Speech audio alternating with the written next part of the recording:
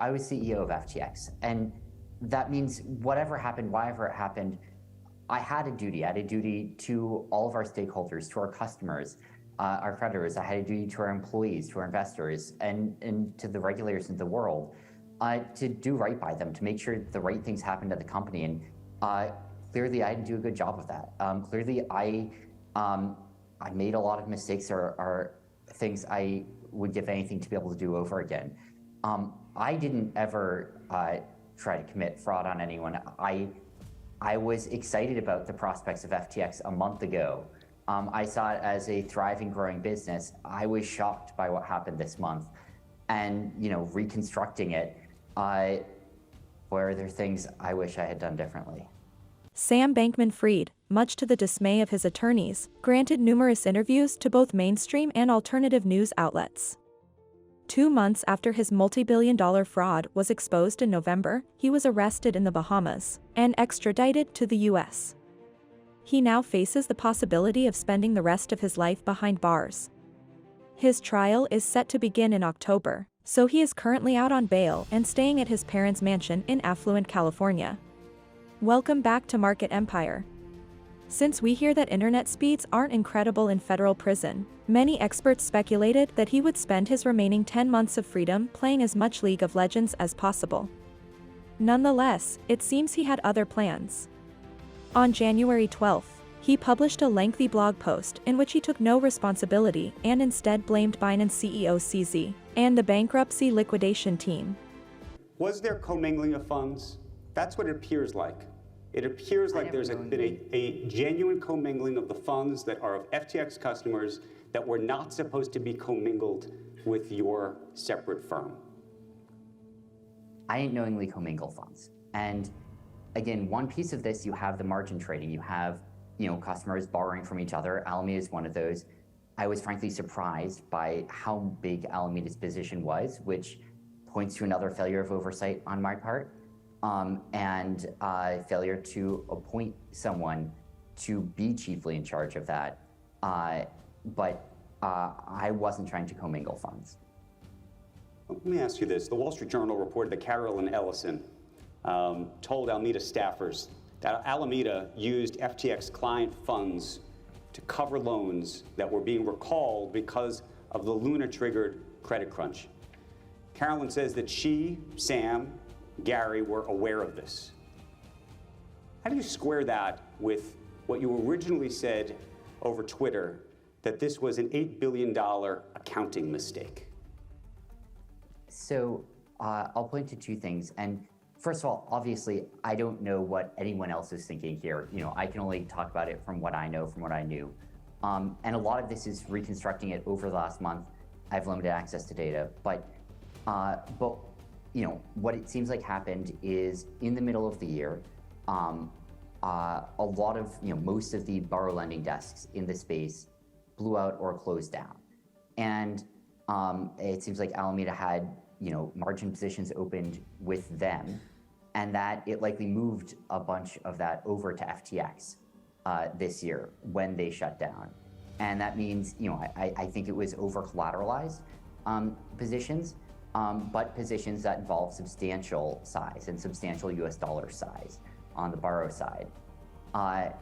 In terms of the accounting mistake, again, looking through what happened, I think that there is a substantial discrepancy between what the financials were, what the audited financials were, the true financials, what the exchange understood. All of that was consistent, versus what the dashboards that we had displayed for Alameda's account there, which substantially under-displayed the size of that position. And so that's one of the reasons that I was surprised when we dug into everything at how big that position had become. The question is whether you were supposed to have access to these accounts to begin with. If I worked at a bank and was a bank teller, yep, and I decided to leave the bank at the end of the evening and take the cash that I ostensibly had access to, even if I intended to bring it back to the bank later, even with yep, more money to give them back, I still stole the money.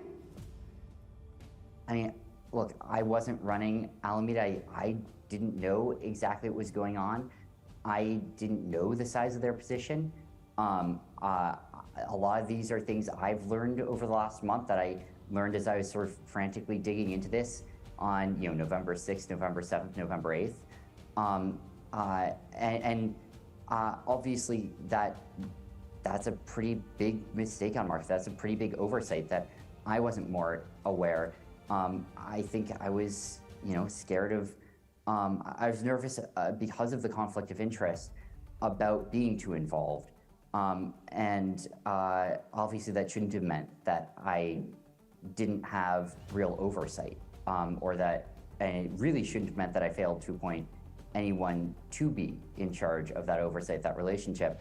But I haven't been running Alameda. I haven't been thinking about its finances. I haven't been making those decisions.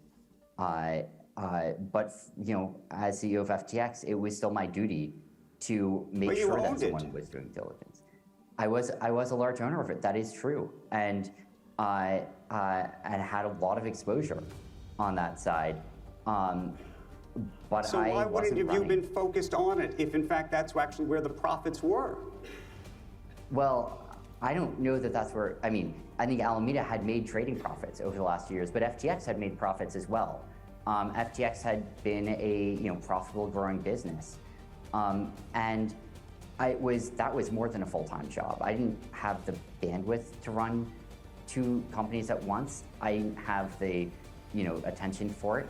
And again, I was nervous about a conflict of interest between those two, and so was pretty intentional about not being very involved in what was happening at Alameda. And so I'm trying to understand how you wouldn't have been involved with Alameda. So I was somewhat involved with venture investing, and that was done out of a separate entity than any of Alameda's proprietary trading, than its activity on FTX or other crypto exchanges. But I was consulted on some of its VC investments, including with GDA.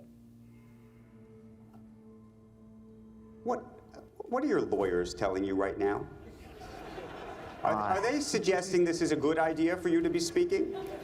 No, they are very much not. I mean, the classic advice, right? Don't say anything. Recede into a hole. And it's not who I am. I mean, it's not who I want to be. I think I have a duty to talk to people. I have a duty to explain what happened. And I think I have a duty to do everything I can to try and do what's right. If there is anything I can do to try and help customers out here. And I don't see what good is accomplished by me just sitting locked, in a room pretending the outside world doesn't exist.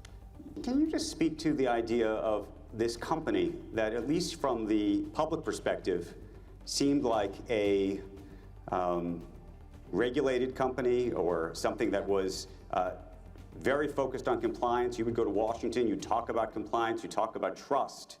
Crypto ultimately is actually about trust. It's about not having to trust others, frankly. It's supposed to be a trustless system. That's why you trust trust it so much, supposedly.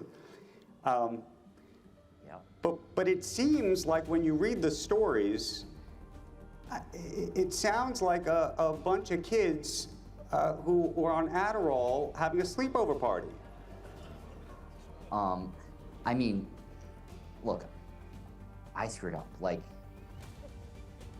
I was CEO. I was the CEO of FTX. And I mean, I'd say this again and again, that means I had a responsibility. That means that I was responsible ultimately for us doing the right things. And I mean, we didn't. Like, we messed up big. The trial is scheduled to begin in October, and he is trying to come up with a defense.